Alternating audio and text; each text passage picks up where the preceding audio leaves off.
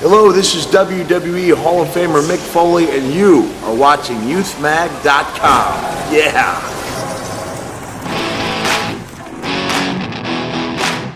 Hello fans, this is Saad Faruqi from UthMag, and I am here with the WWE Hall of Famer, living hardcore legend, and New York best-selling author, Mick Foley. Mick, how are you doing? Thank you. I'm doing good. It's great to be right here in Dubai, UAE. Yeah. So, UthMag is basically about promoting this image for young kids and for them to just be themselves and be true to themselves and follow their own heart. But you don't want to promote this image towards kids, do you? If I'm on it, I think. Okay. I think both of us together. That's positive. Positive, right? You want people to be good to each other, treat each other with respect. All right, that's very important. Yes. So, as somebody who's found so much success in your life, and wrestling Hall of Famer, to New York best-selling author, stand-up comedian, children's books writer, and to anyone with good taste, you were also 1998 Man of the Year for Time magazine. I was, yeah, and I was disqualified because the two stories I was told that they thought it had to be the work of hackers because there was no way that one person could have gotten that many votes. And at least that's an acceptable response. The other one was that I didn't do anything that made me worthy of being Man of the Year. And I would debate that. But nonetheless, it was very nice. Not too many guys get named Time Magazine's Man of the Year and then have that award taken away from them. Yes, absolutely. I think, are you the only one that did that too? I believe so, yeah. It was That's it's a conspiracy. It's a conspiracy theory, it is. But, so, you found so much success in your life. What do you think is the one constant that has helped you through all of that? Well, the one constant in all of those successes is that I just kept trying my best at different things. On the way over here today, I was talking about the fact that I've actually had far more failures than I've had successes.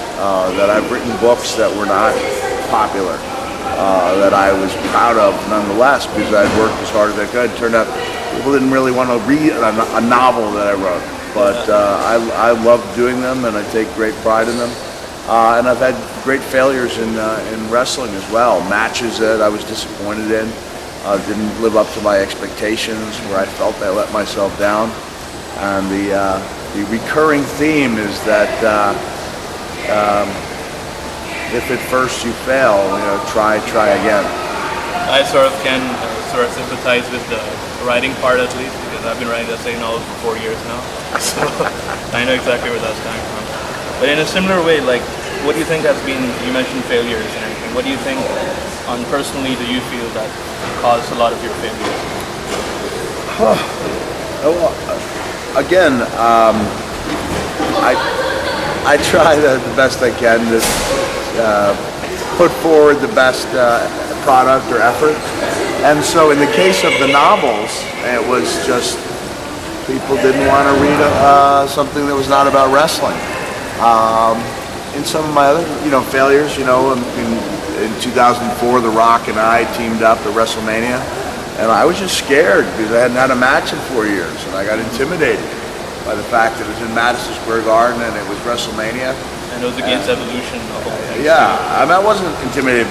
I was intimidated by the surroundings, and I know you don't usually associate words like fear and intimidated with the hardcore legend, but I was a little bit afraid. And so I came back the next month and ended up having the best match of my career.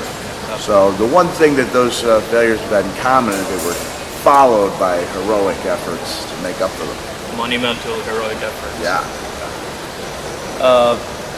What is the one advice you would give aspiring writers or wrestlers or anyone in terms of staying away from certain things? And there's a lot of people who say, okay, do this, but don't do this. I think the one thing you have to do is follow your heart. You could get better advice from someone who says, okay, write about this subject, right? This is popular. In the United States, on reality shows, for example, if there's a show about a storage area and it's popular, well, by golly, there's going to be 3 or 4 more shows about storage areas the next year. There's a pawn shop. I don't even know if they have pawn shops in Dubai. But there's a popular show about pawn shops. There'll be a second popular show about pawn shops. So other people might be able to tell you what to write about to have commercial successes, but I firmly believe you have to write what's in your heart. And that's what I did. You be passionate about everything you do. Going from that 1998 fiasco that happened with you with Time magazine, there are a lot of, we all know there's a lot of prejudices and preconceptions about wrestlers, and it's you, somebody who's not only were you a wrestler, but you're like the hardcore legend. How was it like to break into, or how difficult was it to really be accepted by the literary world? At least as far as your first novel. I don't. You know what? There was a writer named Richard Price, and he's a great writer. He's written books like Freedom Land and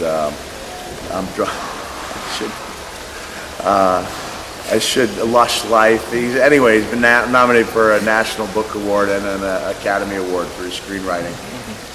He's a great writer, and he read my second novel and gave me the best possible quote that anyone could have given me. He showed Foley that he read the book, and that the fact that he got it meant to me that it was there to be gotten, and if someone else did not get it, that it wasn't my fault. So that guy, Richard Price, made me feel critic-proof. So there are people who, here's an example. From what I read, and I used to read a lot, Saddam Hussein was in the process of writing a novel when the United States went into Iraq, and that was part of the reason why he was caught unaware, because he was caught up in the writing of the novel. Now, I don't think anyone, at least in the United States, is going to walk in and pick up the uncompleted novel by Saddam Hussein and go, "This is fantastic work. He's a terrible guy, but what a writer." And I'm not comparing myself in any way as a wrestler to a guy like Saddam Hussein, but in some ways people will pick up a book and they have a preconceived notion of what that book is going to be based on who has written it. And so I think there were some cases where critics picked up the book with the intention of not liking it. And in most cases, I'm going to change their minds with my words. But in some cases, it's a really tough hole to dig yourself out of. People, if you enter a process as a cynic, it can be really tough to change that cynic's mind. Yes. I can do a lot of things, but I cannot open a closed mind. One of the accomplishments of Mick Foley as a writer, as a literary figure, is that he's beaten Ernest Hemingway in a Celebrity Deathmatch. Celebrity Deathmatch, that's right. If you kids at home, Ernest Hemingway was an enormously popular writer, and there were some great lines in that. These are not things I normally talk about. And I was about the only celebrity who actually did his own voice work. And so I actually tore off Ernest Hemingway's arms, and then the announcer was, "Yes, you guessed it, A Farewell to Arms," because that was the title of a famous Hemingway book. And then, the bell rang after I had disposed of Hemingway, and they said, "I guess we know for whom that bell tolls." So it was very clever, very, very, very clever. You had fun doing that? I did have fun. I put so much of myself into the voice work, and that was when I asked the people. I said, "How many other celebrities? How many celebrities do their own voices?" And they said, "Including you." And I said, "Yes." He said, "One." I went, "One?" I said, "I don't think the other celebrities see the fun in it the way that you guys do." But at WWE, we are very aware that entertainment takes different forms, and we enjoy having fun at our own expense sometimes too. In your case, a lot of times actually. Yeah. In your case, I mean. Yeah. I was just showing my wife the Hell in the Cell match. Oh with yeah, Undertaker. you like that? You feel bad for me? I felt bad for me too. So when people go, "Oh, that was the greatest match I've ever seen," I go, "Not if you remember my family." Yeah, my wife was kind of afraid. Matter of fact, when I called home afterwards, I usually call home after every big event, and I had forgotten to. I thought I had a good reason, and maybe as a wife you can tell me if this is an acceptable excuse not to call home. I didn't call home because I was not conscious. So yeah, I forgot about that. And when I finally called home hours later, my wife picked up the phone and I said, "Hello," and she said, "You can't do this to us." She yelled at me for what I did in the ring. So there, just should go without saying, but I'm going to say it, that we don't want any of the readers.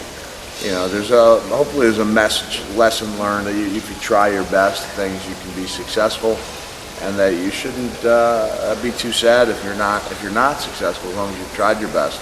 But don't try the stuff that I did. Please don't try that. A lot of times, a lot of people, when you say, especially to wrestling fans, you say Mick Foley, it's always that image, barbed wire, thumbtacks, falling from really high places. Do you think that's done any kind of disservice to you in certain ways, in the sense that, sort of casts a shadow over the fact that your promos are always awesome and your in-ring ability? No, I think I got enough credit, and in some cases probably too much credit. And I think a lot of our WWE universe also, they understand that I was not only one of the most physical guys, but really a guy who had a very innocent brand of humor. I was willing to be kind of goofy, even during the Attitude Era. I had a sock puppet. Yeah, and you were also Dude Love. Yeah, I was Dude Love, yeah. And which one is your favorite persona of all three of them? well, it's not Dude Love. It was actually in Dubai in 1997. I believe it was late October, early November, when I was wrestling Jim the Anvil Neidhart. Okay. And Jim was a tough wrestler to have a good match with. I mean, he was a tough wrestler too, and no disrespect to Natalia. Your dad was difficult to have a good match with. And so the dude went to dancing on the second turnbuckle several times. And it was while, this is the truth, it was while I was on that second turnbuckle looking out at the audience right here in Dubai, albeit 16 years ago, that I thought, you know what, the summer of love is over. I don't really want to be this guy anymore. So is it Cactus Jack or man? Oh yeah, Mankind made people laugh. He really he entertained people, and I think that was really important. That people would come up to me and say, "Look, I've been really having a tough time.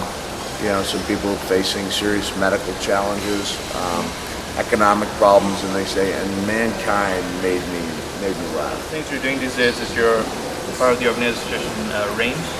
Yes. Can you tell us more about that? Yeah, RAIN is the largest anti-sexual assault group in the United States.